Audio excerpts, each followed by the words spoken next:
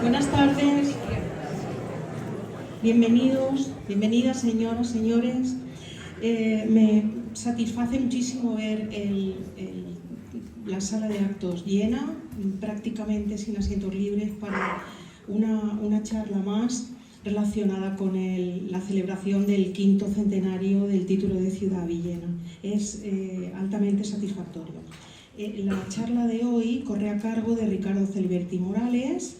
Voy a presentarlo. Nació en Villena en 1959, es diplomado en genealogía heráldica y nobiliaria y cuenta también con el título de experto en genealogía y archivos por la Universidad de Córdoba. Tras una destacada trayectoria en el sector bancario, Celiberti ha volcado su dedicación y rigor profesional en el estudio de la genealogía, convirtiéndose en una figura de referencia en la investigación de linajes familiares de la Comunidad Valenciana. Su profundo conocimiento y compromiso en esta disciplina le han valido el reconocimiento como miembro numerario de la Academia Valenciana de Genealogía y Heráldica, institución en la que fue investido oficialmente en junio de 2024. Lo recordaremos algunos de nosotros por la prensa. Ricardo es especialmente valorado por su meticuloso trabajo de documentación, habiendo recopilado más de 12.000 registros genealógicos, muchos de ellos acompañados de valiosas fotografías y testimonios familiares. Ha impartido conferencias en Villena y su entorno, centrándose en temas como la genealogía de las clases populares y su evolución desde la Edad Moderna hasta nuestros días, acercando así esta disciplina al gran público con un enfoque accesible y riguroso. En este sentido, me gustaría destacar su libro Apodos de Villena, investigación sobre su antroponimia popular, que fue editado en 2019 por el Ayuntamiento de Villena y presentado en este mismo sitio, la Casa de la Cultura. Ha publicado artículos sobre genealogía en revistas tanto locales como de otras localidades como Alcaraz, Beneixama y, por supuesto, en la revista Villena.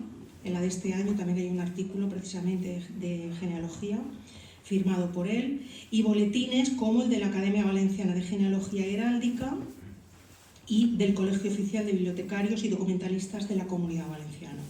También ha sido invitado a impartir conferencias sobre genealogía por toda la comarca y las provincias de Albacete y Toledo. Además de su faceta investigadora, Celiberti mantiene una presencia activa en redes sociales y plataformas genealógicas como MyHeritage y Geneanet, donde comparte y colabora en la expansión de árboles genealógicos familiares. Más allá de su reconocida labor como genealogista, Ricardo ha demostrado un firme compromiso con el desarrollo cultural, educativo y social de Villena. Ha liderado importantes instituciones locales como la Asamblea Local de la Cruz Roja Española y del Colegio La Encarnación. Como apasionado defensor del patrimonio histórico y cultural de su ciudad, es miembro fundador de la Asociación Amigos de la Historia y los Museos de Villena y forma parte de otras entidades clave como la Asociación Cultural Príncipe Don Juan Manuel y la Asociación Genealógica Raíces del Reino de Valencia. Ha participado activamente en el Foro Económico y Social de Villena, espacio clave para reflexión y planificación del futuro local, como saben.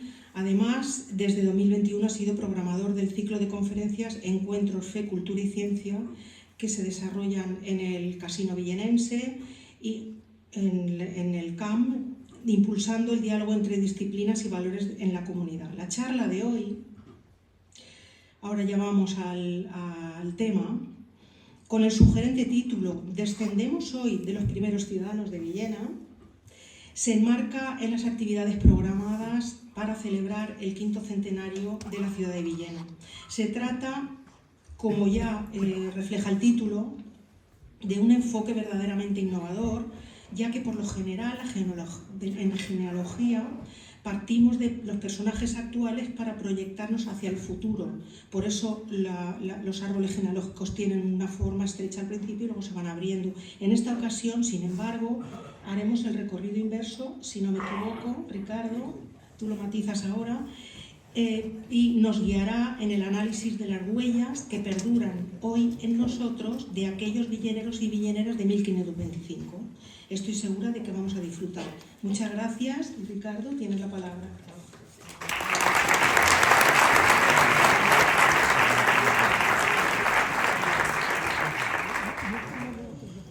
Bueno, pues en primer lugar, buenas tardes, muchas gracias. En primer lugar, las gracias a ti, Laura, por esta presentación tan entrañable. Y también quería dar las gracias al Ayuntamiento, a toda su corporación municipal, por haber acordado el celebrar esta conmemoración del 5º centenario del título de ciudad de Villena. Por supuesto, también a Eva María García Bautista, concejala delegada para los actos del 5º centenario, así como María Sever Cambra, que es la delegada concejala de Cultura de estos actos. Igualmente agradecerle a Pepe Ayelue, como comisario organizador de todos los eventos que se van a realizar a lo largo de este año, el que haya contado conmigo para esta charla conferencia. Y por supuesto a todos ustedes por venir y tener interés por conocer algo sobre nuestra historia. Y sin más, vamos a empezar.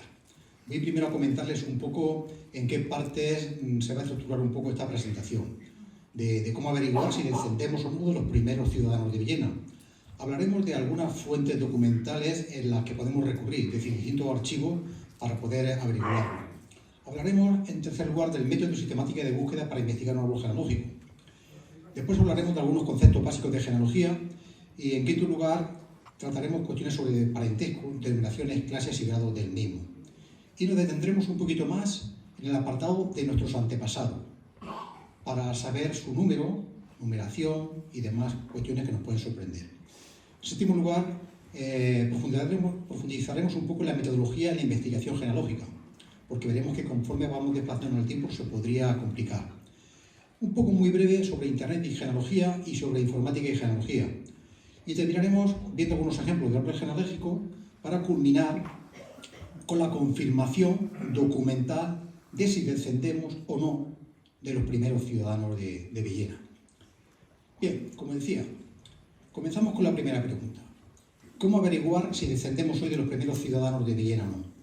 Responder a esta pregunta no resulta fácil, porque para poder averiguarlo, en primer lugar tenemos que conocer la identidad de todas, subrayo, de todas las primeras personas ciudadanas de Villena, de sus descendientes y de las personas coetáneas que se asentaron en Villena tras la concesión de título de ciudad ya por 1525. Podemos remontarnos incluso siglos atrás en cuanto a los hijosdalgos citados por don Juan Manuel. Y también en las respuestas que se publicaron de la relación de Villena de 1575, se pregunta en el número 40 si los vecinos son todos labradores o parte de ellos hidalgos y el número de hidalgos que hay y de qué privilegios o exenciones gozaban. Y los villenenses, cuando responden a aquella pregunta, dicen los hijosdalgos que habían, tanto de los notorios, como aquellos que fingían serlo. Esta es la relación de los hidalgos notorios de aquella fecha y estos son los hidalgos presuntos que también se relacionan en la relación, valga la redundancia, de 1575. Y aquí están expuestos, según nos plasmaba José María Soler, por orden de frecuencia los apellidos de estos hidalgos, que como vemos el más frecuente era Martínez, luego García, Pérez, Álvarez Alfonso, Íñiguez, López, Fernández, Gil, Ramírez, Ruiz, Sánchez, Serrano, en fin, apellidos que hoy, los que estamos aquí en la sala, los tenemos. Después se fueron añadiendo otras familias hidalgas, o hijosdalgo, y estos son sus apellidos: Cervera, Selva, Oliver, Llobregat, Herrero, Díaz, Mergelina, Agasque, los que tenemos aquí. Y tenemos un documento del padrón de hijosdalgo de 1783, de hijosdalgo de Villena. Y además se profundizó al respecto en el libro de José Azorina Bellán de Yecla, de 2006, de las familias poderosas de la ciudad de Villena, por si alguien tiene interés al respecto. Además, Miguel Floramar publicó en la revista Villena, desde 1995 hasta 2011, 16 artículos en los que hablaba principalmente de heráldica y blasones de la nobleza avellenense. Y esto lo hacía sobre todo con la ayuda de dos personas, una el investigador José Luis Iborra Vargas y otro de Francisco Menor Hernández, el tío Frasquito, que profundizó sobre todo en los apellidos Menor y Hernández, algunos muy difundidos. Aquí tenemos a Francisco Menor Hernández y voy a pasar muy rápido todas estas publicaciones que hizo Miguel Flor, en las cuales da cuenta de estas familias, de sus escudos heráldicos, dónde están situados, de árboles genealógicos, de fotografías, de personas de toda esta nobleza villenense. La tenemos aquí. Bien. En todos estos artículos sobre la heráldica y blasones de la nobleza villenense vemos a personas de las familias que ostentaban el poder en Villa desde la Edad Media y durante toda la Edad Moderna hasta el final del Antiguo Régimen. Y a pesar de que estas personas representaban un porcentaje mínimo, ínfimo, de la población de Villena, se valían de esta condición de pertenecer a una clase social noble o clerical para beneficiarse tanto personal como familiarmente a costa de la mayoría de la población, es decir, del pueblo llano. Esta nobleza villenense además contraía múltiples matrimonios endogámicos, tanto dentro del seno de la misma familia como con otras familias nobles o hidalgas. Y también creaban, por ejemplo, capellanías o mayorazgos para no dividir su patrimonio. Esto fue una constante.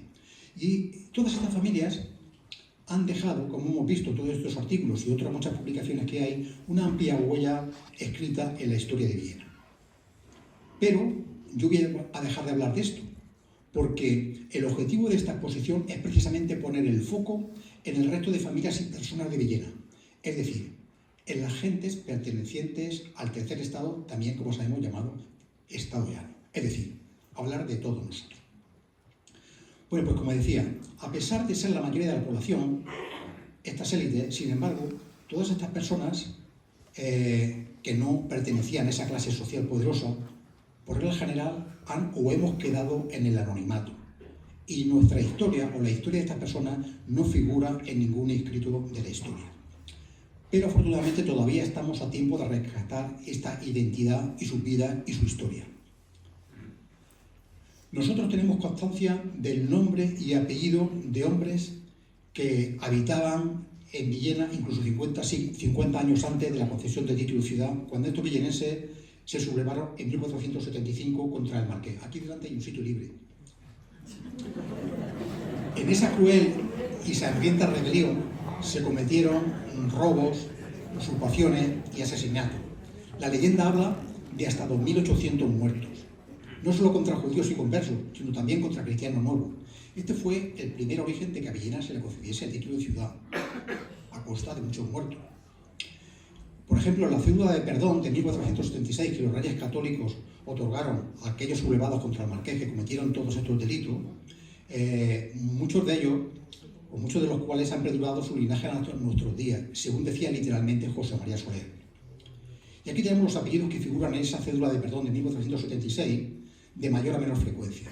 Vemos que los apellidos son prácticamente los mismos que hemos comentado antes: Martínez, Sánchez, Blasco, Fernández, Pardina, García, Oliver, Pérez, González, Ferrero, Gil, Murcia, Richarro, Serra, Soria, en fin, apellidos. Estos son los más frecuentes, hay muchos más, ¿vale?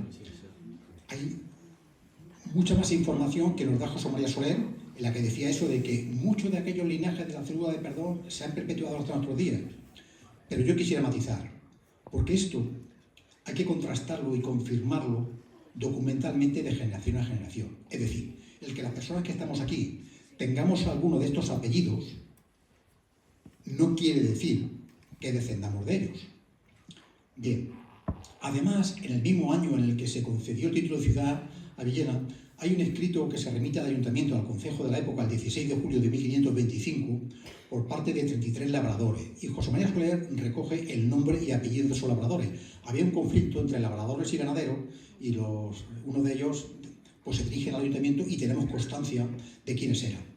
Pero que tengamos estos apellidos tampoco, son información suelta, pero no nos sirve para poder afirmar esto. Además, José María Soler, en el alarde militar de 1585, relaciona el apellido de 279 varones de todas las clases sociales, aquí y así, ordenados por orden de frecuencia. Y los tenemos aquí, vemos que el más recurrente es Hernández, luego Martínez, Esteban y García, Navarro, Doménez, Cerdán, Díaz, Sánchez, Zaplana, Rodríguez, Valera, Pérez, Alonso, López, Oliver y luego en tres veces otro mucho. La mayoría de esos apellidos los seguimos llevando las personas que estamos hoy en la sala. Otra de las fuentes a las que podemos acudir de todos estos miembros de los concejos, además César López Hurtado los trajo hasta nuestros días.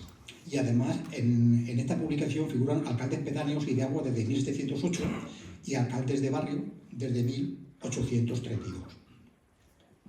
Pero en su inmensa mayoría corresponden a hombres de la oligarquía local o de la élite social y poderosa en la que hasta el pasado siglo no había prácticamente ninguna mujer. Hay muchos más recursos a los que podemos acudir para encontrar información sobre Villena. Poco antes de concedernos el título de ciudad, sabemos por la descripción y iconografía de España que Villena contaba con 500 vecinos, es decir, 2.250 habitantes aproximadamente. Y 2 siglos después, por el catastro del Marqués de la Ensenada, sabemos por un estudio pormenorizado que hizo Luterio Gandía Hernández y publicó que Villena había 1.761 vecinos, es decir, 6.286 habitantes, en este caso concreto, porque él los contó. Y además figuran desde sus propiedades rústicas, urbanas, el ganado que tenían, su trabajo o profesión que tenían, el estado civil, económico, dónde vivían, etcétera, etcétera.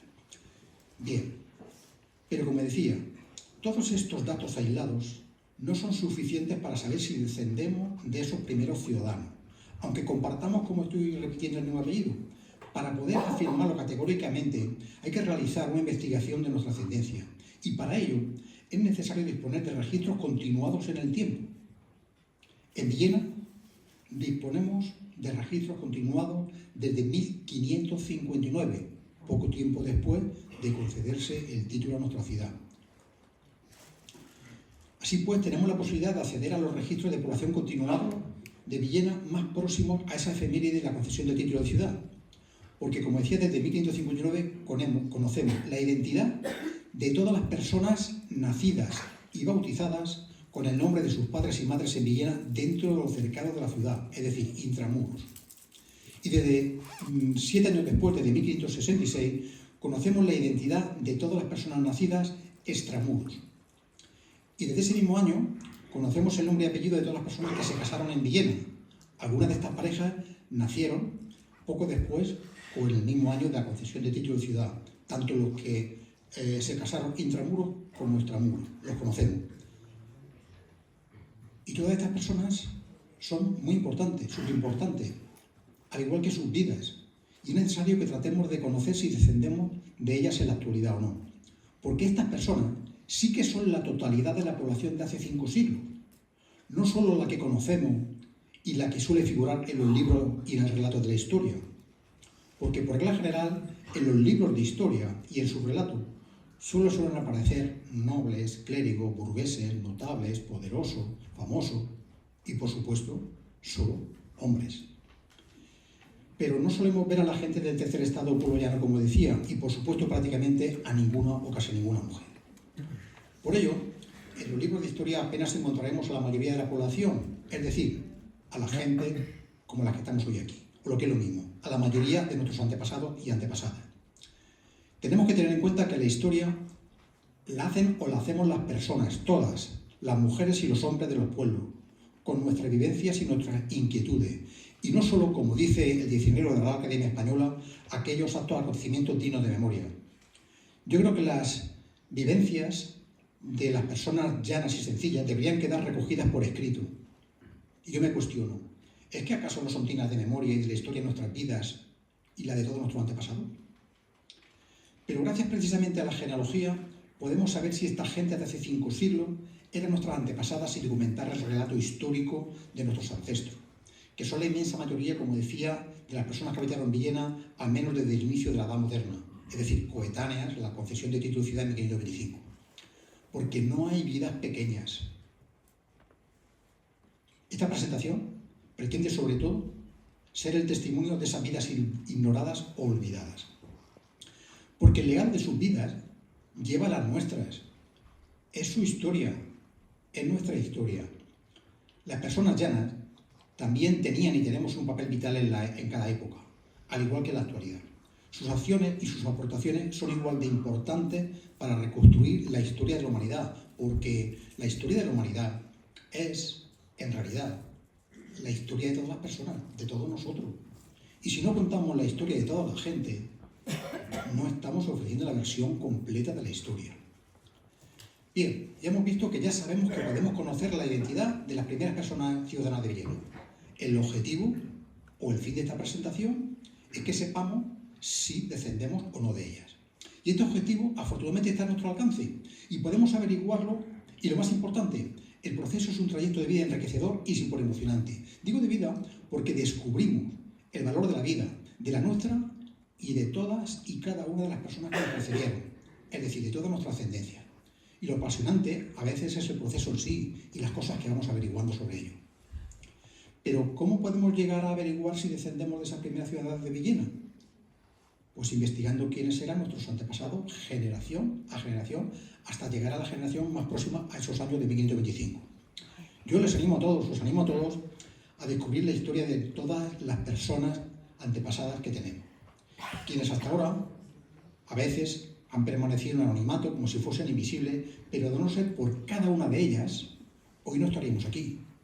Nada más que falte alguna, o desconozcamos alguna, hoy no estaríamos aquí. Vamos a explicar a continuación, paso a paso, cómo podemos conseguir esto. Cómo podemos averiguar si descendemos de esa primera persona ciudadana. Lo podemos hacer recurriendo a la genealogía y por medio de distintas fuentes documentales como distintos archivos y registros tanto civiles como eclesiásticos. Además, podemos saber, como he comentado, si vivían esos primeros dentro o fuera de los cercados de la muralla, es decir, intramuro, los primeros habitantes y repobladores cristianos, o extramuro, musulmanes, judíos y cristianos nuevos. Conocemos, porque me he entretenido en contarlo, el apellido de las 4.159 personas nacidas en Villena desde que tenemos registros continuados en el tiempo, es decir, desde 1559 hasta 1600. Entre ellos hay 286 apellidos diferentes. Además, sabemos los apellidos de las 895 parejas que se casaron en Villena, y entre ellas son 1.790, que se casaron desde que hay registros continuados hasta 1600, y hay 316 apellidos diferentes. Este es un plano que dibujó José María Soler en 1988, de donde parte la muralla, desde el castillo, y se sigue el contorno de aquellos que nacieron y se bautizaron dentro de la muralla y los que lo hicieron fuera. Esta es otra representación, que parte de aquí la muralla, por donde discurriría, y el resto, los que estaban en el arrabal, tanto en una parte como en otra, musulmanes, judíos y cristianos no. Bien, aquí pongo los 286 apellidos diferentes de bautismo en esta gráfica, que nacieron, se bautizaron dentro del cercado, es decir, en la parroquia de Santiago de Villena. Del total de los 1.957 bautismos que había en esa parroquia entre 1559 y 1600. Vamos a ver este gráfico de otra manera. Aquí tenemos los apellidos y están aquí en porcentaje. El mayoritario es Martínez, luego Navarro, Díaz, Hernández, Esteban, García, Oliver, Doménech, López, Sánchez, González, Zaplana, Pardinas, Alonso, Fernández, Ortín, Cerdán, Tomás. Los mismos apellidos que hemos visto antes, los mismos que tenemos ahora. Y estos son de los extramuros, aquellos que nacieron y fueron bautizados en la parroquia Santa María. Y hay un total de unos pocos más. Son 2.202 los bautismos que había o que hubieron hasta 1.600. Los apellidos los tenemos aquí a la derecha y aquí los tenemos igual representados en este gráfico porcentualmente. El mayoritario vuelve a ser Martínez, García, Navarro, Esteban, Doménech, Hernández, Cerdán, Sánchez, Alonso, López, Bravo, Pérez, Herrero, Micó, Díaz, Cervera, Ros, Valera, Serrano, Rodríguez, Muñoz, Menor, Gandía, en fin, los mismos apellidos. Aquí he puesto en esta gráfica, a la izquierda, aquellos que nacieron o fueron bautizados en la parroquia de Santiago, y a la derecha en Santa María. Y están puestos por orden de frecuencia sus apellidos. Vemos que a Santiago, mayoritario era Martínez, Navarro, Díaz, Hernández, Esteban, y a Santa María, Martínez, García, Navarro, Esteban, Doménech, los mismos. Y los que no están en mayor frecuencia en una parroquia, lo están en menor frecuencia en la otra. Quiero decir, todos los apellidos que había o nacieron o se bautizaron dentro de los cercados están fuera de los cercados. Solo hay una excepción, que es Martínez Olivencia, que solo estaba dentro de los cercados. El resto de apellidos están tanto en un sitio como en otro. Es decir, que la gente que vivían dentro de los cercados de la muralla, en esta imagen que presentó el museo, el MUBI, en la inauguración del 5º centenario, aquí lo tenemos, la gente que vivía dentro tenía el mismo apellido que la gente que vivía extramuros. Eso era importante el remarcarlo. Y aquí tenemos estos libros continuados en el tiempo desde 1556 o 59 hasta la fecha. Estos son, a la izquierda tenemos el índice de bautismo de la parroquia de Santiago, y el primero que figura en 1559 es Ana, hija de Juan de Valera y Beatriz Sepúlveda. Y a la derecha tenemos el primer matrimonio, lo tenemos arriba, el que contrae matrimonio en 1566 Come Sánchez Calomardo con Aldoza Cantú, personas que nacerían muy próximas a la concesión del título de ciudad. Y este es el índice de bautismo de la parroquia de Santa María de 1566, y aquí tenemos el primer bautismo, que es de Juan, hijo de Antón Cerdán e Isabel Soler. Y este es de matrimonio de Santa María, que tenemos el índice, y aquí tenemos el primer matrimonio del 1 de septiembre de 1566, donde fueron desposados Come Martínez con Isabel Ros. Bien, vuelvo a preguntarnos, ¿cómo averiguar si descendemos de esos primeros ciudadanos? ¿Cómo lo podemos averiguar? A través de la genealogía. Porque la historia personal y familiar nos enseña sobre todo a conocer los hechos pasados, pero lo más importante para nosotros, es decir, los de nuestra propia familia. Y yo creo que para cada uno, los de su propia familia son los más dignos de nuestra propia memoria. Así pues, la genealogía es una disciplina que está al servicio de la historia con fines tanto científicos, históricos como familiares. Y podemos utilizarla para descubrir y documentar nuestra propia historia familiar.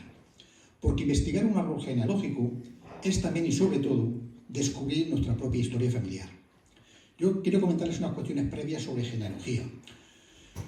Algo que todos sabemos que es obvio, y es que desde que nacemos hasta que fallecemos vamos dejando una especie de huellas de nuestro paso por la vida, como una serie de testimonios de subsistencia, que quedan reflejados por regla general en registros y archivos. Pues investigarlos y estudiarlos nos permite volver a darle vida, a descubrir su existencia. Digo volver porque en muchas ocasiones lo desconocemos. Y aunque hayan pasado siglos desde que fallecieron estos antepasados nuestros. Por lo tanto, en esta exposición, lo que pretendo es detallar los diferentes documentos, tanto civiles como religiosos, en los que podemos encontrar estos rastros, nuestras huellas, que nos van a ayudar a conocer todas las circunstancias de estas personas, tanto económicas, sociales y demás que veremos. Así pues, la disciplina que vamos a utilizar para este fin. Segundo apartado. Fuentes o dónde podemos recurrir para investigar una historia familiar. Fuentes orales, fuentes escritas, que hay distintos tipos, epigráficas, literarias, documentales, que es en la que nos vamos a centrar, sobre todo distintos archivos y registros como familiares, registros civiles sobre todo, y archivos eclesiásticos. Pero hay otros muchos como los municipales, históricos provinciales, militares y otros muchos más. Y aquí me detengo un momento. Cualquiera de nosotros que queramos saber algo de nuestra familia, es imprescindible que recurramos a fuentes escritas fidedignas. Si no, no haremos genealogía o no haremos investigación familiar. Haremos mitología o cualquier otra cosa, pero no una investigación familiar. Como les decía, yo sugiero siempre empezar por las fuentes orales, que como todos sabemos es la información traducida boca a boca o boca a oreja, porque forman parte viva de las personas. Y estas fuentes orales tendrían que ser la primera manera de aproximarnos a nuestra investigación. Y es necesario registrarlas y documentarlas mientras permanecen vivas las personas. Porque cuántas veces nos hemos dicho, ay, si hubiese ese caso de lo que me decía mi padre, mi abuelo, mi bisabuelo, si lo hubiese anotado, ahora no lo recuerdo. Por eso es necesario que dejemos constancia. Y hoy, con el móvil, podemos incluso grabarlo y después podemos ya transcribirlo. Y yo sugiero que comencemos por lo más cercano, por nuestros padres, nuestros abuelos, bisabuelos si viven, preguntémosles, dejémosles que hablen, anotemos todo lo que nos digan, todas las cosas que nos quieran contar. Ya tendremos tiempo de verificarlas y contrastarlas. Y esto, si luego lo transcribimos, pasará a ser una fuente escrita. Las siguientes fuentes que podemos recurrir son las epigráficas. En nuestro caso, prácticamente no vamos a encontrar ninguna, pero son grabadas por regla general en metal o piedra. Y son las más antiguas porque a lo largo de la historia de la humanidad todos los personajes han querido perdurar a lo largo de la historia. Las tenemos desde en lápidas sepulcrales o en cualquier otro formato.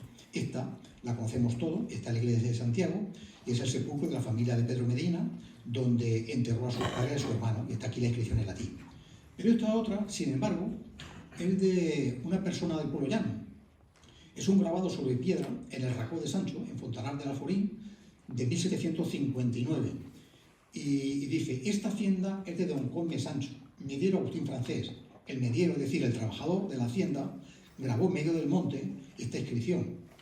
Los descendientes de esta familia, que es Vicente Francés Domenech, quien recuperó esto y está en su propiedad, bueno, imaginaros la satisfacción de encontrar una inscripción epigráfica de su familia. O esta otra, por ejemplo, escrita en un ladrillo, que se encontró en una remodelación del Ayuntamiento de Villena, en la que por detrás alguien escribió pues, quién fue el comisario de obras, quién fue el maestro de obras, y tenemos información de distintos soportes. Pero sobre todo, las fuentes documentales a las que tenemos que recurrir son fuentes escritas en papel por regla general. Hay fuentes literarias que nos son de mucho interés. Aunque estos escritos no son un registro en sí, sin embargo nos ofrecen mucha información de nuestra familia, como diarios, biografías, crónicas, cartas, memorias, esquelas de defunción, recordatorios bien sea de primera comunión, de matrimonio, mortuorio, o publicaciones de distinto tipo, programas de fiestas. A veces encontramos papeles, entre comillas, viejos en nuestras casas cuando fallecen nuestros antepasados y no le damos valor y los desechamos o nos desprendemos de ellos. Sugiero que no lo hagamos. Aquí yo traigo unos ejemplos, programas de fiestas de 1907, 1908, 1911, 1913. Yo encontré programas de fiestas antepasados míos. Un antepasado que sufragaba de su bolsillo el disparo de fuegos artificiales del día 8. Y por ello la patrona tenía la diferencia de la paraban en la puerta de su casa. Pues nos da información. Yo no esperaba encontrar esto. O este otro, del libro de César López Hurtado, donde he encontrado que dos antepasados eran alcaldes de barrio, uno del barrio de San José y otro del barrio de Ellín. O este otro que encontró mi mujer, Víctor Rivera, en el Centro Documental de la Memoria Histórica de Salamanca. Es una publicación, Frente Rojo, del 1 de junio de 1938, donde en ese recuadro pequeñito que vemos aquí, que lo vamos a ampliar, figura su abuelo Joaquín Navalón Navalón. Y dice que Joaquín Navalón pide pasta y cepillo de dientes, una pluma estilográfica, un penny y un traje de baño, que se enviará. Y además figura en ese archivo a qué brigada pertenecía y a qué batallón estaba. O, como decía antes, en este semanario festivo literario de Villena del Bordoño, del 13 de junio de 1909, encontramos que un antepasado de los que habían venido de Italia, que le habíamos perdido la pista y no encontrábamos nada de él, pues en esta inscripción, en estas notas de sociedad, aparece que fue encontrado en el fondo de un puente de unos 12 metros de altura que existe junto a la estación de la Encina y da sus datos. O esta es otra fuente escrita literaria. Es una libreta que escribía mi abuela, que nació en 1892, Concepción de Benibáñez, y escribía cuándo nacía algún familiar, dónde había nacido, a qué hora, lo que pesaba, cuando fueron al médico a Alicante para tal motivo a otra persona, cuando alguien testaba y hacía testamento, o cuando alguien se casaba. Pues para una familia, al tener estos documentos y no desecharlos, creo que tiene un valor fundamental. O esta otra fuente literaria que tenemos aquí a la izquierda, de 26 de abril de 1884, una libreta manuscrita en italiano, de uno de mis antepasados italianos que vinieron, y que cuando estaban aquí, pues recordaba y hacía un semblante de cómo era su madre, su padre, lo describía, igual como su localidad natal. Y en contraposición, tenemos aquí a la derecha una fuente documental, de las que ahora vamos a hablar a continuación. Esta es de la misma persona que 4 años después se tiene que trasladar a Madrid para oficializar su residencia, como hace cualquier inmigrante que tenemos aquí, y aquí figura la edad que tenía, el nombre de su padre, de su madre, sus apellidos, de qué localidad venía, etcétera, etcétera. Ya tenemos un documento oficial. Y de estas fuentes escritas, documentales, son de las que vamos a hablar. Y son las principales a las que tenemos que recurrir nosotros para hacer cualquier investigación familiar. Estos sí que son documentos que fueron escritos para dar fe de la celebración de un hecho en concreto. Y son de un gran interés genealógico, como por ejemplo, y fundamental, el registro civil. Y los libros sacramentales, tanto de bautismo, de matrimonio como de defunción. Pero tenemos otra información, como censos y padrones, expedientes de nobleza, expedientes de limpieza de sangre, escrituras de testamento, tenemos fundaciones de mayorazgo, de capellanía, pleito de hidalguía, cartas de sucesión, nombramientos reales en cargos militares, documentos de los concejos, es decir, de los ayuntamientos, como nombramientos de concejales, censos tributarios, catastros municipales, listas de quintas y cualquier otro documento que se hacía ante un escribano notario. Hay otros muchos más archivos a los que podemos encontrar información suelta de nuestros antepasados. Por ejemplo, en el Archivo Histórico Municipal tenemos el preregistro civil, del que ahora veremos unas imágenes. Tenemos censos, padrones, censos electorales, censos tributarios, quintas, libros de genealogía. En los archivos militares también podemos encontrar, porque los hombres estaban obligados a hacer el servicio militar y aquellos que eran militares de profesión tienen información en el Archivo General Militar de Segovia del Ejército o en el Archivo General Militar de la Armada de Ciudad Real.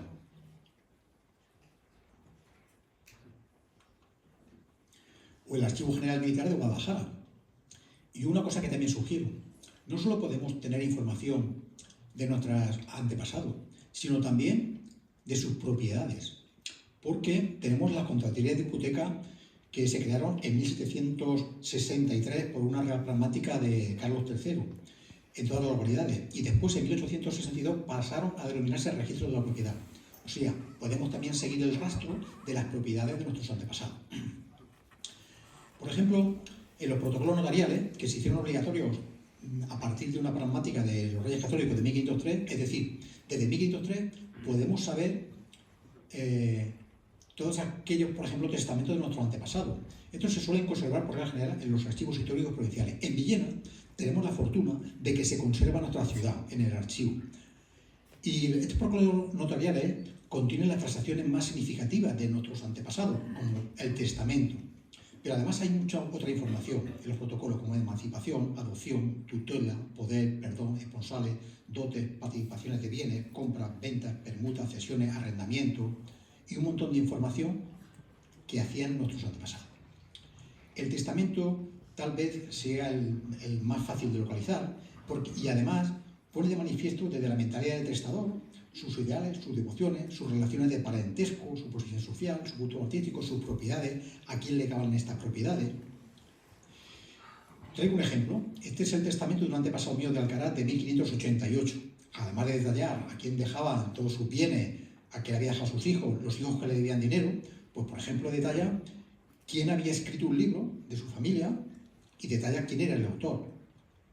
O este otro, de 4 siglos y pico después, de mi tatarabuela, que lega a su bisabuela y a una bisabuela una serie de cosas, hasta el punto de que da el detalle de que lega la máquina de coser que posee con todos sus accesorios y predominio. Es decir, podemos tener información muy detallada de nuestros antepasados, que yo creo que para cualquiera el saber esto de su familia pues le enriquece y es muy interesante.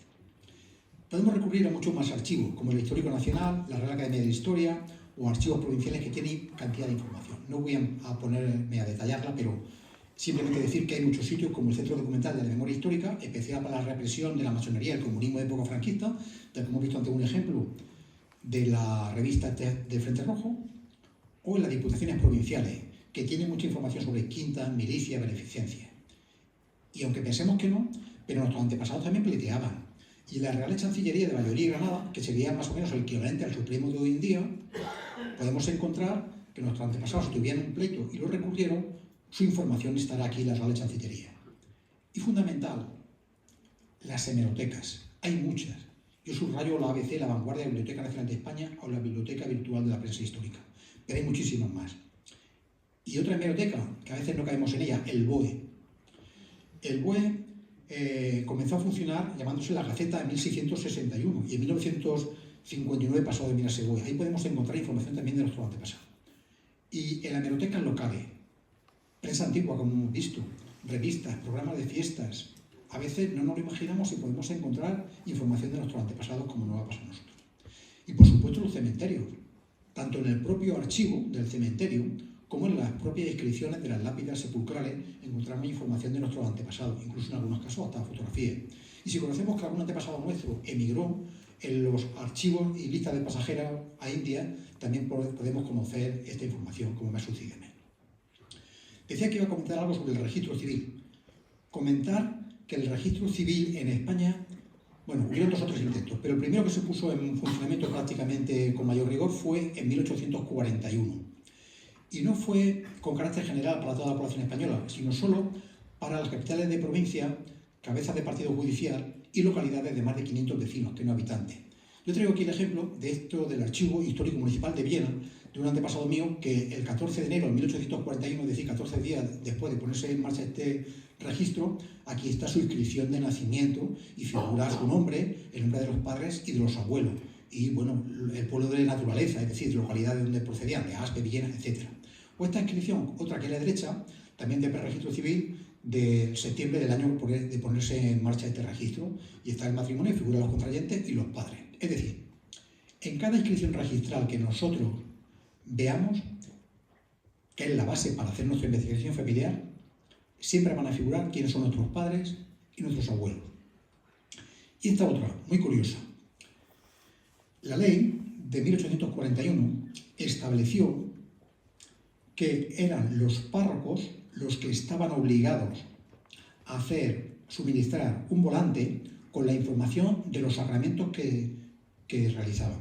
Me refiero a bautismos, matrimonios y defunciones. Y con esa información se la pasaban al ayuntamiento, al concejo, y el ayuntamiento lo único que hacía era transcribir esta información en los libros correspondientes de bautismo, matrimonio y defunciones. En este caso, el funcionario de turno, por lo que fuese, y eso sucede en varios sitios, en varias localidades, no la transcribió, pero guardó el volante de la parroquia y hoy nos sirve como mero registro. Y esta es de 1869. Afortunadamente, en Villena conservamos este registro en el Archivo Histórico Municipal de Villena, desde 1841 hasta 1870. Es decir, faltan algunas series, pero tenemos un registro amplísimo al que podemos recurrir para conocer información sobre nuestra familia. Vamos a hablar ahora sobre el registro civil actual. El registro civil actual se creó en 1870 por una ley. Tenemos que conocer que en España el Estado, a lo largo de la historia, no se ha hecho cargo en ningún momento de un control del registro de la población hasta después de la denominada gloriosa Revolución de 1868.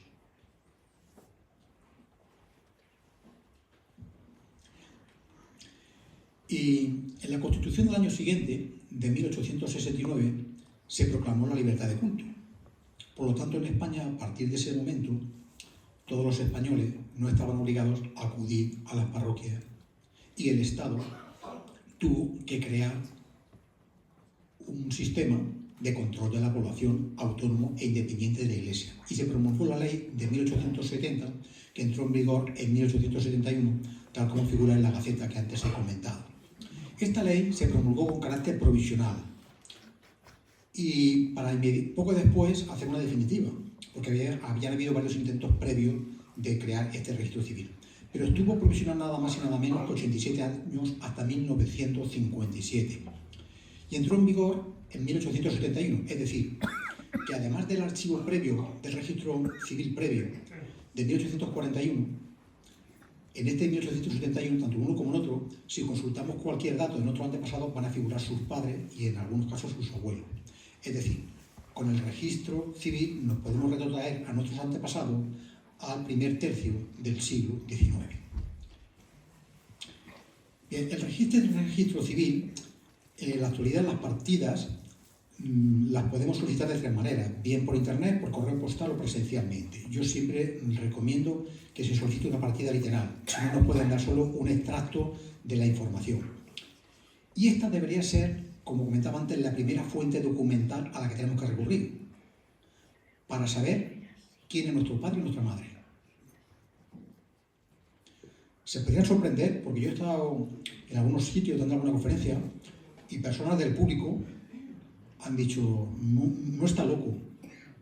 Yo con 60 o 70 años me he encontrado que mi padre no es quien yo creía. Hace una semana nos llamó una persona que buscaba a su abuelo. Puedo contar muchas anécdotas, por eso recomiendo que veamos y que certifiquemos quiénes son nuestros progenitores. Traigo modo de ejemplo esta inscripción del registro civil de 2 años que empezó en 1957, de 2 años después de ponerse en vigor, en 1959. Es mi inscripción de nacimiento. La traigo por una cosa, porque la ley del 57 obligó a que aquellos hechos de carácter civil que afectaban a cada persona se tenían que anotar al margen, en la marginal. En mi caso hay 2 inscripciones. Una primera que afecta a un cambio de apellido del que yo fui objeto y luego está aquí la inscripción de mi matrimonio. Algún día aquí estará mi defunción, espero que sea dentro de mi suyo. Y además lo comento por 2 cosas. Primero, Porque en esta ley definitiva del registro civil de 1957 es desde entonces, desde que las personas que estamos aquí, todos los españoles, tenemos dos apellidos. Hasta entonces, oficialmente, no disponíamos de dos apellidos, solo de uno. Y este es el formato, en contraposición con este otro, el formato que tiene en la actualidad el registro civil, nuevo formato digital. Traigo el ejemplo de mi sobrina, que nació hace 3 años, de Jimena Celiberti Bravo. Vamos a hablar ahora de otros archivos, muy importantes, fundamentales, de los archivos sacramentales. Tenemos que saber que los archivos sacramentales, en caso de no existir los documentos civiles, bien porque sea de una época pretérita a estas fuentes del registro civil que hemos comentado, 1841-1871, estas filiaciones, es decir, de quién somos hijos, se pueden demostrar por los documentos de estos registros eclesiásticos que tienen plenos efectos civiles, como después comentaré. También saber que en España los primeros registros parroquiales comenzaron a partir de 1300, pero en muy pocos sitios. La Iglesia Católica hizo un concilio muy importante en Trento entre 1545 y 1563, y allí fue cuando a nivel de orbe estableció la Iglesia la obligatoriedad de que la Iglesia Católica llevase unos libros de inscripción de nacidos, casados y defuntos. Bien, aquí está la publicación, y la inmensa mayoría de las parroquias, por influencia del cardenal Cisneros, incluso comenzaron antes de esa fecha. Por ejemplo, en parroquia en Villena, como decía antes, tenemos inscripciones de nacimiento continuadas hasta la fecha desde 1559, de matrimonio desde 1566 y de funciones desde 1622. En concreto, en la parroquia de Santiago tenemos desde 1559 hasta 1726. El resto de libros, de momento, están desaparecidos. Estos también estaban desaparecidos y han aparecido. Y de matrimonios desde 1566 hasta 1799. Y la parroquia de Santa María tenemos la fortuna en Villena de tener los libros de manera continuada desde 1566 hasta hoy en día. Además, hay 2 libros de genealogía y los abuelos aparecen o figuran a partir de 1728. ¿Por qué decía que estos libros tienen plenos efectos civiles? Y hoy en día, incluso personas de Sudamérica y de otros países que emigraron sus antepasados están solicitando inscripciones a la Iglesia de estas inscripciones sacramentales porque son válidas para poder conseguir, por ejemplo, la nacionalidad. ¿Por qué? Porque adquirieron rango de ley cuando en 1564 Felipe II elevó a ley lo aprobado al Concilio de Trento. Por lo tanto, son oficiales estas inscripciones. Estos son los ejemplos que hemos visto antes de estos libros de Santa María de Santiago, y este es uno de los 2 libros de genealogía que existen en la parroquia de Santa María. Tienen más de 300 árboles genealógicos e infinidad de relatos escritos de literatura. Está en investigación por Víctor y por mi mujer, y hace 15 días ha encontrado que 2 antepasados míos fundaron una capellanía y están quiénes eran los patronos y demás. Muy interesante. Este es otro de los libros de genealogía existentes en la parroquia de Santa María de Villena. Este fue escrito en su día con la finalidad de justificar el derecho de patronato y capellán de 6 capellanías que se fundaron en la iglesia de Santa María y 4 en la de Santiago, y se remontan en algunos casos hasta el siglo XV. Este ya fue investigado y fue publicado por Víctor en Raíces Reino Valencia. Pero como decía antes, hemos visto que hay muchos lugares a los que podemos recurrir. Además de los que he comentado, tenemos patrones de vecinos forasteros, libros de quinta, y hay uno curioso que os mostraré de principales calles de la ciudad de Villena con nombres y apellidos de sus moradores de 1915. Este, por ejemplo, es el catastro del Marqués de la Senada que he dicho antes que estudió y profundizó en Lutero y Gandía, pero lo tenemos accesible en Internet. Podemos ir a Internet y ver todas sus imágenes y descargárnoslas. Traigo aquí un ejemplo de uno de mis séptimos abuelos, de Martín Buendía, que figura aquí, Martín Buendía, que era propietario de 2 casas en la calle Nueva, una de 2 altos y otra de 1 alto. O sea, podemos saber dónde vivían y qué propiedades tenían nuestros antepasados. O en la página web de la Asociación Raíces Reino de Valencia hay parte de esa información que está transcrita.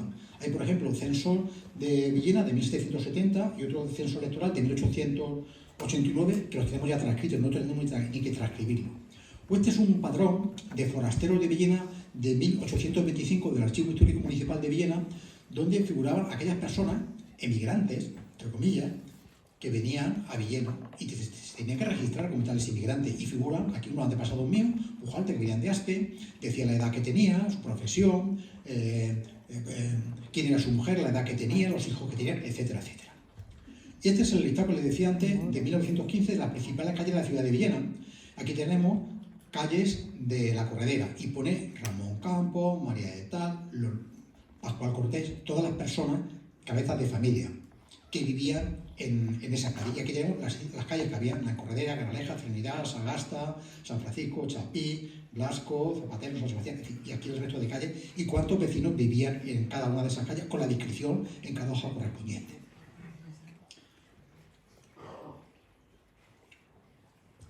Vamos a hablar ahora de otro apartado, del método y sistemática de búsqueda para investigar un árbol genealógico o una historia familiar. Como decía, de lo que se trata, o de lo que se trataría, es de escribir nuestra propia historia personal y familiar. Ya hemos visto que tenemos muchos sitios en los que investigar, a los que poder recurrir. Planteémonos qué queremos hacer. ¿Qué buscamos y dónde? Tendremos que establecer una sistemática de búsqueda, porque después veremos que esto, si nos desplazamos mucho en el tiempo, se podría complicar. Tendremos que plantearnos cómo vamos a ordenar y clasificar la información que tengamos, que les aseguro que va a ser mucha. Los primeros pasos, como yo les planteaba, era recurrir a las fuentes orales y después a las escritas. Y tendremos que guardar con oro en paño toda esa información que vayamos obteniendo. Para eso comentaremos que hay programas que nos pueden ayudar. Bien, la pregunta era que qué buscamos y dónde. Yo no pondría límites.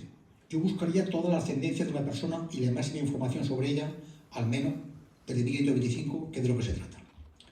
Porque para poder averiguar aspectos de su vida, lo primero es conocer de su existencia. Porque en muchos casos le puede preguntar si conocen cuál era el nombre de su tatarabuelo y a lo mejor no lo sabemos, o de nuestro bisabuelo. Tenemos que saber y averiguar cómo se llamaban, dónde y cuándo nacieron, dónde se casaron y en qué fecha, los hijos que tuvieron, a qué se dedicaban y otra mucha más información que podamos conocer, como su fallecimiento, de qué, etc. Y después establecer una sistemática o un proceso de búsqueda. El proceso no puede ser más elemental. Tenemos que empezar por una persona e ir ascendiendo de generación en generación. Como decía, siempre en los registros figuran quiénes son los padres e incluso los abuelos. Por lo tanto, cada antepasado no va a llevar a su padre. Es decir, si nos buscamos a nosotros, buscamos quién es nuestro padre y nuestra madre porque figura en nuestra inscripción. Y la inscripción de nuestro padre va a figurar quién es su padre y su madre, y así sucesivamente. Es decir, de una persona nos va a aparecer siempre quiénes son sus padres. Busco al padre y me aparece quiénes son los suyos. Y así vamos ascendiendo una generación tras otra. O sea, el mecanismo no puede ser más elemental. Perdón. Vamos a hablar de una universalidad de toda la genealogía. Y es algo obvio, y es que todas las personas tenemos padres. Y todos, por lo tanto, podemos buscar a nuestros antepasados. Menos una excepción. Aquellos expósitos cuyos padres, o en otros casos, no quisieron dejar constancia de quiénes eran. Salvo estas excepciones, que son las mínimas, el resto de personas podemos conocer estos hechos de nacimiento, matrimonio y fallecimiento, que van a quedar siempre registrados de la misma manera como he comentado. Por lo tanto, el investigar nuestra historia está al alcance de todos nosotros. Vamos a tratar de sentar la base de cómo lo podemos hacer esto con rigor. Unas pinceladas sobre la genealogía. Es verdad que la genealogía histórica y tradicionalmente ha sido considerada como una ciencia auxiliar de la historia, aunque últimamente, en las últimas décadas, se la ha considerado como una rama autónoma de las ciencias sociales. Pero en la actualidad podemos decir que es una ciencia que tiene por objeto la búsqueda del origen y el estudio de la composición de las familias como tal ciencia. Y es verdad que histórica y tradicionalmente se ha centrado en la elaboración de árboles genealógicos y de una clase determinada, de una élite dominante, de una clase noble, que les servía para utilizar esa información para hacer valer una serie de derechos que, entre otras cosas, le exigía de pagar impuestos. Sin embargo, esta ciencia nos ayuda con muchas cosas, con la cronología, con la nomástica, con la historia política, con la social, con las mentalidades. Y de hace unas pocas décadas, a través de la biología y la genética, con los test de ADN, podemos tener certeza incluso de quiénes son nuestros padres y nuestras madres y retrotraernos muchas generaciones. En genealogía se utilizan términos como linaje natizio, con naticio, se habla de líneas, de ramas, de descendientes, de antepasados, de clases de parentesco y distintos tipos de árboles. Vamos a ver algunos ejemplos porque luego nos va a servir para entender algunas cuestiones. Aquí tenemos un árbol genealógico clásico convencional, en el que aquí estaría la persona base, por ejemplo nosotros, y siempre en genealogía se pone a la izquierda a los varones, a los padres. Por lo tanto, esta línea roja de aquí serían todos nuestros padres. Y a la derecha estarían siempre nuestras madres. Esta línea sería roja, sería el linaje naticio, que es el que viene siempre, como digo, por línea de varón, y la otra, el azul, sería la connaticia, también llamada matrilineal uterina, que es la que viene por vínculo de mujer. Y además, cada linaje está formado por distintas ramas, es decir, esta persona de aquí desciende de este antepasado suyo varón y de esta antepasada suya mujer. Pero además, esta persona de aquí también está antepasada, y esta, y puede venir por distintas ramas hasta llegar a ella. Tal vez aquí lo podamos ver un poco mejor. En este otro árbol genealógico vemos estas tres líneas, la verde, la negra y la roja, que serían unas líneas, desde un antepasado hasta un descendiente. Pero a su vez, todas estas personas de aquí son descendientes de ella persona. Podemos ir por una rama distinta, desde un descendiente hasta este antepasado, hasta este o hasta esta otra o hasta cualquiera de estos dos de aquí, para que nos familiaricemos con el término línea y rama. ¿De acuerdo? Vamos a hablar ahora de parentesco, de cómo llamamos nosotros a nuestros parientes. Por regla general, con pocos términos, con una decena o docena de términos, nos es suficiente cuando hablamos de padre, madre, hermanos, tíos, suegros, yernos, etc. Sin embargo, en genealogía, si nos desplazamos muchas generaciones, tanto de manera ascendente, descendente como colateral, se podría complicar. Pero vamos a ver que es muy sencillo. De manera ascendente, estamos aquí nosotros, nuestros padres, nuestros abuelos, bisabuelos, tatarabuelos, pero podemos decir abuelos primeros, segundos, terceros, abuelos cuartos, abuelos quintos, y con esta sencillez ya lo tenemos resuelto. Y de manera colateral sucede lo mismo. Estamos nosotros, nuestros hermanos, primos segundos, primos terceros, primos cuartos, primos quintos, y así sucesivamente. Y de manera descendente es el mismo sistema. Estamos nosotros, nuestros hijos, nietos, bisnietos, tataranietos, sornos, y podemos utilizar unas denominaciones que a veces se complican, pero simplemente con nietos primeros, nietos segundos, nietos terceros, nietos cuartos, lo solucionamos. Después vamos a hablar de otro sistema de numeración, el llamado Sousa-Stradoniz, porque nos va a hacer falta que hablemos de él. Vamos a hablar ahora de clases y grados de parentesco. Todos sabemos que el parentesco es el vínculo que se establece bien sea por consanguinidad, matrimonio o adopción y también afinidad. Y que el parentesco universal es un género de relación que se establece en virtud de la sangre o de un acto reconocido por la ley. Y este parentesco puede saber de dos clases. Natural, también llamado biológico o consanguíneo, cuando se funda obviamente vínculos de sangre, o el legal, cuando su razón o objeto es consecuencia de un acto establecido por la ley, como por ejemplo el matrimonio o la adopción. Dentro de la consanguinidad de esta clase de parentesco tenemos el de nación, que es el que hemos dicho que viene siempre por línea de varón, y el de cognación, el que viene por línea de mujer. Y tenemos los parentescos legítimos, que es cuando la relación proviene, por ejemplo, por un vínculo matrimonial. Y también tenemos la ilegítima, que es cuando la relación que existe entre dos parientes consanguíneos es ilegítima a través de uniones ilícitas.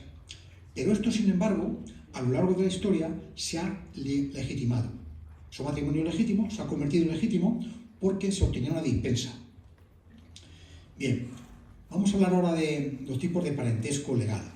Está el de afinidad, que yo más que parentesco denominaría vínculo, que por razón de matrimonio establecemos cada cónyuge con los parientes del otro cónyuge, lo que en lenguaje social o coloquial llamamos parentesco político.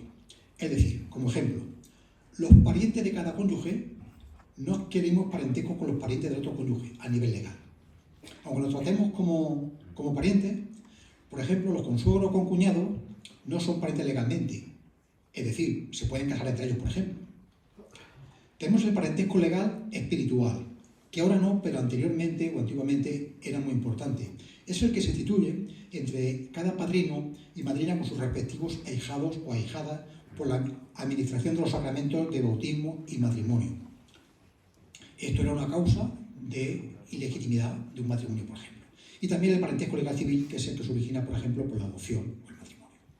Vamos a ver ahora los grados de parentesco. Todos sabemos que la distancia que existe entre dos parientes en su árbol genealógico. Y esto, si investigan su familia, van a ver lo que se encuentra con mucha frecuencia. Y se cita en esta información parroquial. Y se pollía y se dispensaba.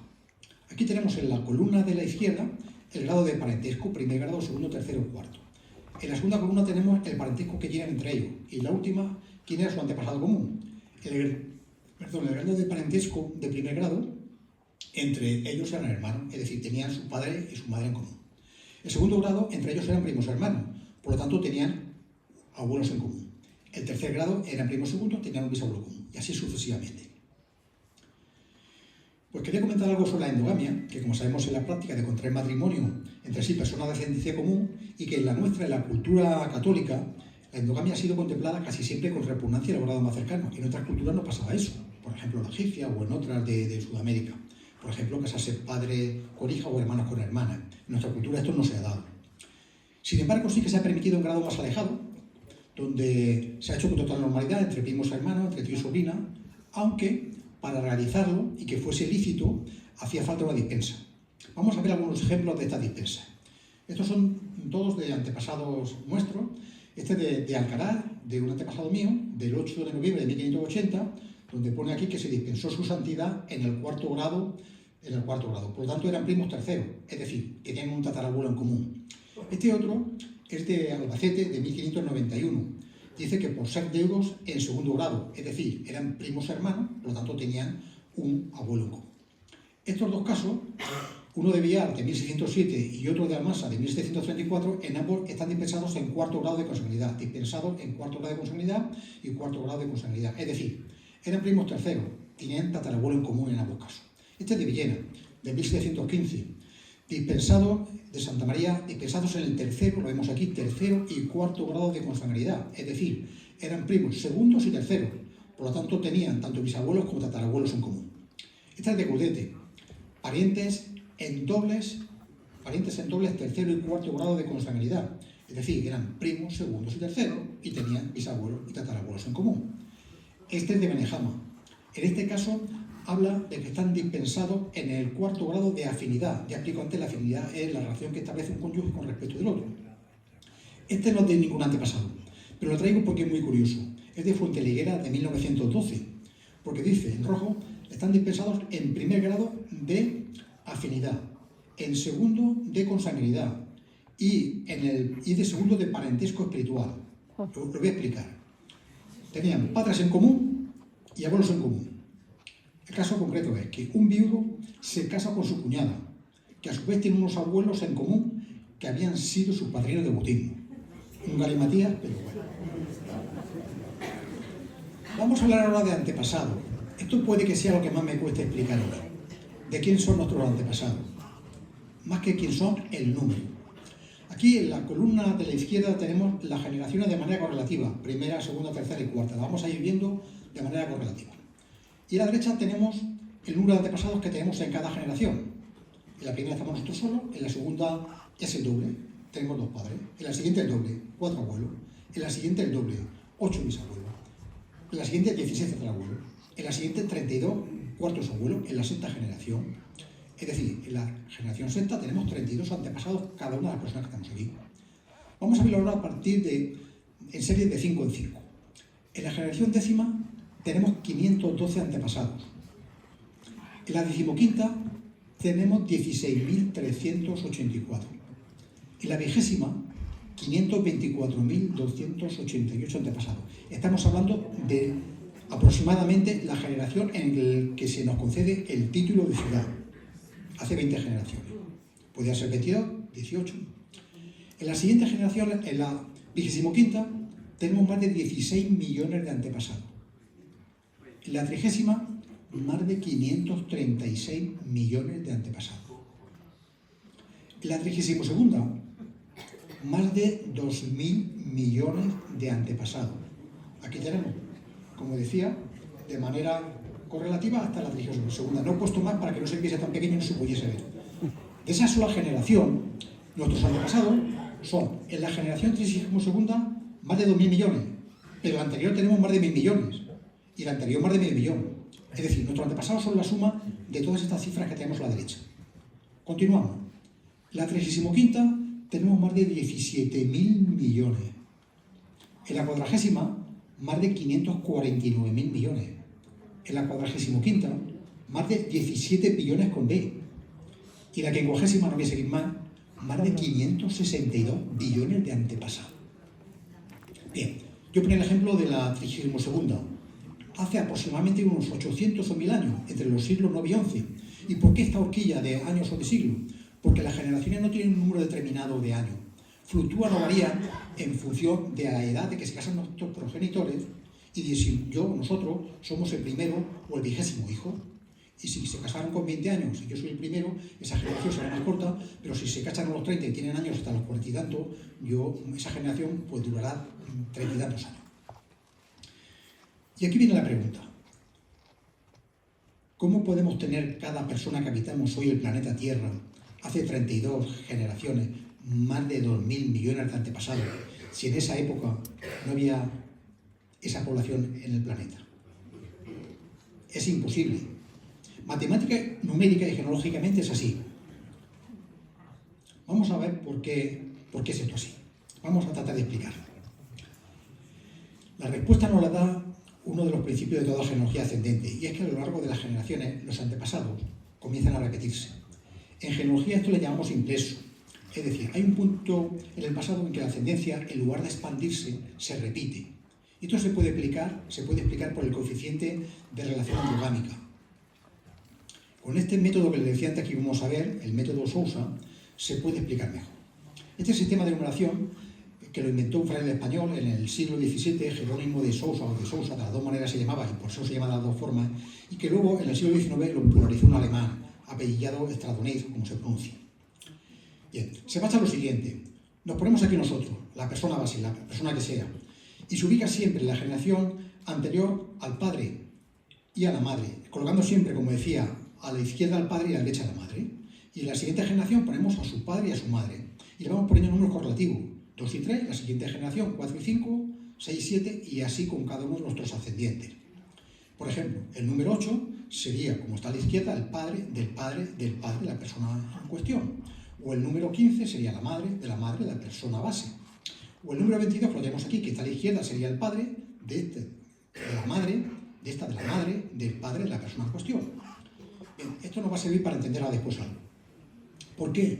Porque lo importante de este sistema es que hace darnos cuenta de que biológicamente no tenemos un número infinito de ancestros. Esto, si seguimos como hemos visto lo más lejos hacia atrás, se produce un absurdo. Lo que ocurre es que esta progresión nos muestra claramente este fenómeno, y es que, llegado a un punto determinado, nuestros antepasados se repiten. Los mismos sujetos se repiten en varias generaciones o en la misma generación. A veces hay una diferencia de 1, 2 o 3 generaciones con antepasados que se repiten.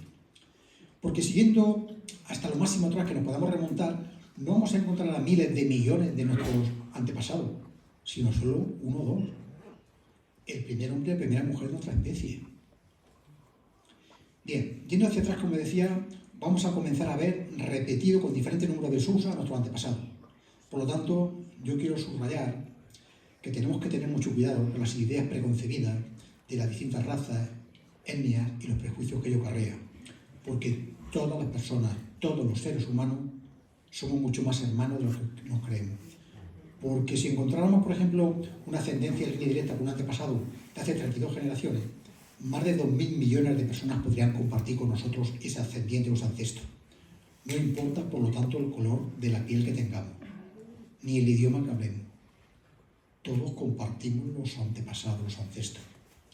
Ojalá entendamos algún día que no somos más que una gran hermandad los humanos. Un ejemplo de ese árbol que decía con ese sistema. Ponemos aquí a una persona y ponemos aquí a su padre y a su madre, le ponemos el número. No sé si lo ven, aquí figura el 2 y el 3. Luego aquí el 4, el 5, el 6 y el 7 y así sucesivamente. Vamos a explicar esto de los antepasados que se repiten. Aquí tenemos en la columna de la izquierda la generación número de manera correlativa, la 2, la 3, la 4. Aquí los antepasados teóricos que tienen cada generación, siempre el doble, 2, 4, 8. Aquí los antepasados que encontramos cuando hacemos nuestra búsqueda. Y aquí los antepasados que hemos encontrado que son distintos. En este caso, en la generación octava, de los 128 antepasados teóricos de esa generación, nosotros hemos encontrado 86. Y de esos 86, 84 son distintos. Es decir, 86 menos 84 es un resultado de 2, que viene a suponer un 2,32% de porcentaje de impresión, que es el que les hablaba antes. Ese porcentaje de impresión es igual al número de antepasados repetidos que tenemos con respecto a los antepasados que hemos encontrado de cada generación. Yo ponía este gráfico porque es de 2019, porque tenemos un número redondo. En la generación siguiente, en la generación novena, de los 256 antepasados teóricos que tenemos cada persona, nosotros hemos encontrado un número redondo, 100. Y de esos 100, 96 eran distintos. Es decir, 100 menos 96 es igual a 4. En este caso tenemos un 4% redondo de porcentaje de endogamia. O tenemos un porcentaje aquí del 47%. En este caso es un poco equívoco, porque estamos hablando que de los 65.536 antepasados que tenemos de esa generación, nosotros solo hemos encontrado 17. Y de esos 17, 9 son distintos. Por lo tanto, este porcentaje podría ser un poco erróneo.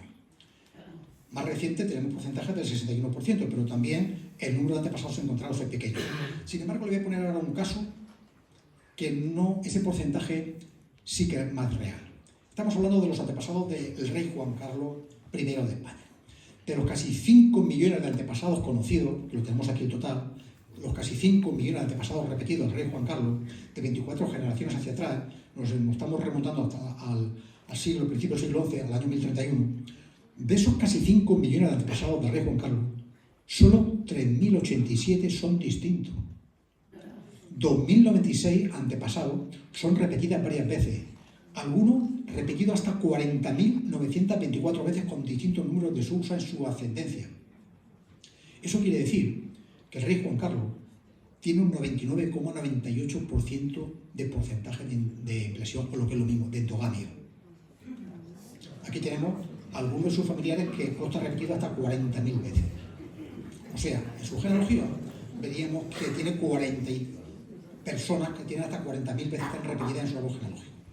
Alguien más cercano y más querido, diría, para nosotros, el príncipe don Juan Manuel de Villena. Bueno, pues lo tenemos aquí, tenemos su genealogía. Este es un gráfico que me pasó Fernando de Prado, Pardo Manuel de Villena, hace unos meses en un encuentro en Orihuela. Él es historiador, escritor y conferenciante, y además promovió y dio la búsqueda de la identificación de los restos de Miguel de Cervantes, y me acreditaba que era descendiente directo del príncipe don Juan Manuel. Pero no solo él, son muchísimos los descendientes, miles, decenas de miles los descendientes del príncipe don Juan Manuel. Esta es la relación familiar del príncipe don Juan Manuel con la princesa de Asturias, Leonor de Borbón. La princesa de Asturias es también descendiente de nuestro, digo nuestro, porque le tenemos ese cariño, nuestro príncipe don Juan Manuel de Villena. Esta es la misma representación, de otra manera, desde Leonor de Borbón hasta don Juan Manuel, con las 24 generaciones que hay. Si siguiéramos una rama determinada, desde la princesa Leonor llegaríamos hasta don Juan Manuel. Bien, voy a terminar con este apartado tratando de explicar de manera gráfica esto de cómo y por qué se repiten los antepasados. Esta sería, este gráfico, una representación de los 4.000 y pico antepasados que hemos encontrado aquí tú y yo de nuestras hijas. Voy a ampliar esta parte que hay aquí. Y la he ampliado añadiéndole una línea discontinua de un antepasado a otro que se repite. Son tantas las líneas discontinuas que hay que al final se produce un manchurrón de tantos antepasados repetidos. Sería esto. Aquí ya tenemos antepasados repetidos. A lo mejor no se ve desde ahí, pero ya hay líneas discontinuas aquí, que a veces no se aprecian porque hay una línea continua. Y aquí tenemos algunas que, como vemos, no son paralelas, no están en la misma generación. Hay algunas que tienen una diferencia de hasta 2 generaciones, incluso más, de antepasados repetidos. Vamos a ver este caso. Se trata de una antepasada de Virtu en su 15ª generación. Y este antepasado consta con 4 números de Sousa, de esos que sigamos poniendo, con los números 24.916, 24.996, 26.900 y 27.044. Si hiciéramos el gráfico, lo veríamos colocado a la misma persona en todas esas casillas. Es una persona que nació en Almansa el 14 de enero de 1532. Esta es su inscripción. Como he dicho antes, hay libros de sacramentales anteriores al Concilio de Trento, 1532. Bien. Esta persona, si suponemos el gráfico, la hemos repetida con este número de Sousa y con los 2 primeros. No he querido poner más porque si no se hace muy chico y no se vería bien. Sus padres, ¿vale?, que nacerían a principios de 1500, están repetidos. Todos sus ascendientes están repetidos. Pero es que además su hijo Matías está repetido, la hija, o sea, su nieta Magdalena, otra generación, Andrés, está repetido.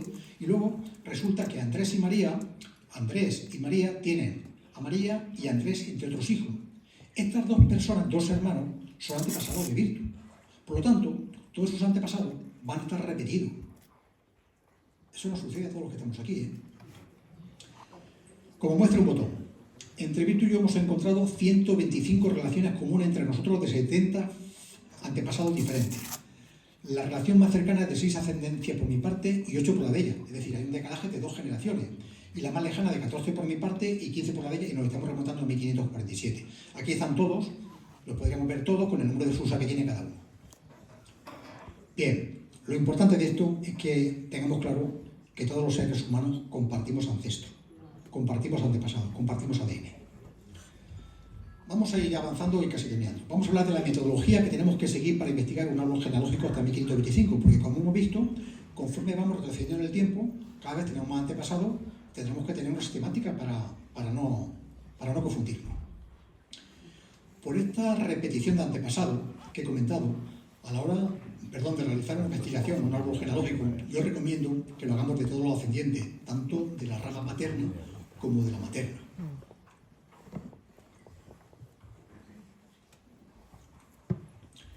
Y además aconsejo que investigamos también a los colaterales, es decir, a los hermanos de cada uno de nuestros antepasados. Así vamos a poder comprobar cómo se repiten en la misma o incluso en distintas generaciones los antepasados. Por ejemplo, si buscamos los antepasados de una persona, encontramos a su padre y su madre, y así como hemos visto antes. Pero no solo eso, sino si buscamos a su padre, tendremos que buscar también a los hermanos, en cada generación. Es decir, aquí buscaríamos no solo al padre de cada uno, sino a los hermanos que ha tenido cada antepasado. Eso nos ayuda mucho y nos da mucha información. Vamos a hablar ahora de otro apartado que he comentado antes, de Internet y la genealogía. Hace años, cuando empezamos nosotros a investigar, era difícil, mucho más difícil que ahora, porque ahora a través de Internet tenemos muchas plataformas y muchos lugares en los que podemos encontrar información sin tener que desplazarnos. Hay desde páginas de Facebook, plataformas como Mireitais, como la de los mormones, como la página web de Raíces Reino de Valencia y los archivos diocesanos que los tenemos aquí, que tienen información accesible y disponible. Han creado incluso hace 2 o 3 años un portal que se llama Provincia Eclesiástica Valencia, que es como se llamaba antiguamente, y ahí podemos encontrar información, por ejemplo, de Villena, que todavía no hay mucho indexado, y filtrar, poner un nombre, un apellido, y podemos encontrar información de nuestros antepasados. O en esta página web de la Asociación Raíces Reino de Valencia, ahí está indexado, es decir, transcrito, todos los bautismos desde 1556 hasta 1900 de todas las personas bautizadas y casadas en Villena, tanto en Santiago como en Santa María. Podemos filtrarlo por el sacramento que queramos, en este caso de Santiago o de Santa María, y podemos encontrar la información de nuestro antepasado. También quiero hablar un poco de la informática y la genealogía. Decir que de hace unas décadas todos podemos acceder a la informática y que además los mormones crearon en 1984 un sistema para intercambiar información genealógica con distintos programas. Y esto ha sido muy útil tanto para investigadores, historiadores como genealogistas. Y además la informática, gracias a los programas genealógicos, unos pueden estar residentes en nuestro ordenador y otros pueden estar en internet, en línea, ayuda mucho porque como hemos visto, cuando investigamos, llega un momento en que encontramos mucha información y mucho antepasado. Entonces los programas genealógicos nos pueden ayudar. Hay muchos, algunos de ellos son gratuitos. Yo recomiendo el GDS, es el que utilizamos, y no porque el que lo utilice, sino porque es el único programa del mundo el que tiene la estructura de los 2 apellidos españoles. Y bueno, es gratuito hasta 50 personas y cualquiera lo puede probar. Bien, con todas estas fuentes documentales y esta sistemática de búsqueda, ¿qué hemos conseguido nosotros al investigar los antepasados de nuestras hijas? Pues hemos conseguido documentar fidedignamente 4.159 antepasados de nuestras hijas. De ellos, 3.035 son distintos, es decir, hay más de 1.000 antepasados que están repetidos. Y algunos, 681 de ellos, están repetidos 2, 3, 4, 5, 6, 7 y hasta 8 veces. Hemos llegado solo hasta la generación 21ª. Y como he comentado antes, hemos encontrado 125 relaciones comunes entre mi mujer y yo. Tenemos antepasados de 67 localidades diferentes. Eso le va a pasar a todos ustedes, aunque creamos, yo soy de Villena más puro que... No. En nuestra base de datos tenemos más de 12.000 familiares registrados, acreditados de 24 nacionalidades diferentes. Y nosotros apenas hemos encontrado información más relevante de nuestros antepasados, solo de 2 o 3 casos, de los Sabucos de Alcaraz, de los Pujalte de Aspe o los Navalón de Almasa, pero el resto prácticamente no. Vamos a ver ahora, ya terminando, unos ejemplos de distintos tipos de árboles genealógicos que se pueden presentar, como son de ascendentes, descendientes, de familias que hay tanto ascendentes como descendientes, como de costado y troncales. Este sería un típico árbol o gráfico de esta persona, con 7 generaciones hacia atrás, siempre colocando al padre a la izquierda, a la madre a la derecha, de 1739 de un antepasado. Este es el mismo, hecho por ordenador, de 4 generaciones. Este es uno de descendiente de una persona, lo tenemos aquí, en algún caso hay algún colateral, es decir, hay algún hermano, y este es un árbol gráfico hecho por un ordenador de 9 generaciones en la que están todos los descendientes con los hermanos de manera colateral. Este es uno que partiendo de aquí están los ascendientes y los descendientes, simplemente porque dan un distinto formato. Y este es otro que se hacía mucho en la época, que es de costado. Se pone aquí una persona, al padre arriba y a la madre abajo, y así sucesivamente. Y este es el mismo, pero hecho por el ordenador. Aquí de esta persona, su padre y su madre, y correlativamente podemos ir incluyendo cada vez más casillas. Y este es un árbol troncal, directo de una persona hasta otra, en la que en algún caso han puesto algún colateral, algún descendiente, y este es el mismo. Desde una persona antepasada de nosotros cualquiera hasta un descendiente determinado. Este es el mismo al que le hemos incluido los cónyuges, y esta, además de incluir los cónyuges, hemos incluido los colaterales, es decir, los hermanos. Ya en la última parte ya termino. La confirmación o no de si descendemos de los primeros ciudadanos de Viena. Nosotros, en nuestro caso, hemos encontrado a muchas personas antepasadas nuestras hijas, nacidas en Villena, en los registros más antiguos y continuados en el tiempo desde la concesión del título de ciudad a Villena. Este es el primer caso. Juan Dueña, casado con, interrogante, porque no figura quién era su mujer. Nació hacia 1539 y tuvo un hijo que fue bautizado en la parroquia de Santiago, es decir, Intramuro, en 1559. Esta persona es 3 veces antepasada de nuestras hijas, 2 veces por mi parte y una por la de Virtu, es decir, figuraría con distintos números de Sousa. Este es el siguiente caso. Sancho Valera, que se casó con Catalina Martínez y tuvo 2 hijos en la parroquia de Santiago, en 1559 y 1560. Y figura 4 veces, no 3, 4 veces como antepasado, 3 por mi parte y una por la de mi mujer, Virtu. Y así podría seguir hablando de Damián Tomás y Juana Martínez, que tienen 4 hijos, 2 en Santiago bautizados y 2 en Santa María, 2 veces antepasados solo por la parte de Virtu, o Juan Jufre con Bernarda Alba, 6 hijos todos en Santiago, Bartolomé Fuerte con Francisca Gil, con 2 hijos en Santiago, Fernando Velasco e Isabel Velasco, con un hijo en Santiago, Jaime Algarra e Isabel Díaz, con un hijo en la parroquia de Santiago, Domingo Lillo y Sebastián Oliver, con 7 hijos, todos en la parroquia de Santiago, o Aparicio Martínez Mollor, casado con Francisca Vizcaína, con 6 hijos, en la parroquia de Santa María todos ellos, Miguel Ros con Josepa Soria, con 3 hijos, en la parroquia de Santa María, Miguel Herrero, Antón Domene, Francisco Menor y muchos más. Bien, vamos a exponer algunos de ellos con sus pruebas documentales, a modo de ejemplo, de esta confirmación de que descendemos de las primeras personas ciudadanas de Viena. Así pues, con esta investigación tenemos la confirmación de que sí, que somos descendientes de esas primeras ciudadanas. Vamos a presentar de manera gráfica el parentesco que nos une con esa persona antepasada, así como algunas de las fuentes documentales primarias fidedignas con las que hemos podido probar la ascendencia de generación en generación, como ahora veremos, de las primeras de ellas. A modo de ejemplo, Juan Dueña, como he dicho antes, es 3 veces antepasado. 2 veces por la parte de Virtu y una. Estos son los números de Sousa correspondientes que hay aquí. El 42.480, 47.920. En el último número, no sé si lo ven desde ahí, pone una P, porque el último va al padre de nuestras hijas. En el último pone M, porque iría por la línea, por la rama, que ascendería por nuestras hijas por la parte de Virtu. Y este es Sancho Valera, que figura 4 veces como antepasado. Y aquí tenemos los números. En unos casos hay 15 generaciones y en otras 16. Las 3 primeras, la última letra es el P, porque van a mí, van al padre, y la última es una M, irían a su madre. Aquí tal vez lo podamos ver mejor. He puesto el ejemplo solo del primero, con el número de Sousa 42.480, aunque están estos otros números de Sousa que hay aquí. El Malejo el 62.000. Fíjense, del 42.000 al 62.000 sí hay diferencia. Bueno, si hacemos la descendencia y cogemos de Francisca Hernández Pailén, llegaríamos por una rama. Pero podríamos, en vez de descender de aquí, de Francisca, podríamos coger la descendencia de Domingo y iríamos por otra rama.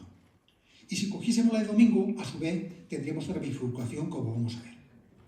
Es decir, si nosotros cogemos una de las descendencias, por la primera parte, con el primer número de Sousa, llegaríamos a otras hijas, a Rosa, por parte de su padre, y por parte de su padre, por parte de su abuelo paterno.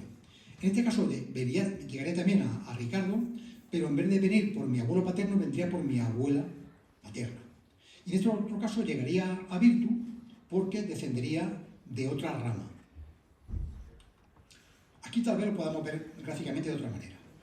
De esta misma persona, un gráfico, los cuadros rojos, es una línea directa, ¿vale? Una rama directa. Si cogemos una generación más, 7 generaciones, ya tenemos aquí que tiene otro hermano. Podríamos subir por ese hermano. Si bajamos una generación más, tenemos que podemos subir por aquí, por este otro hermano o por este otro, que es un primo hermano. Y si descendemos más, lo vemos aquí. ¿De acuerdo? Simplemente para que lo veamos de manera gráfica.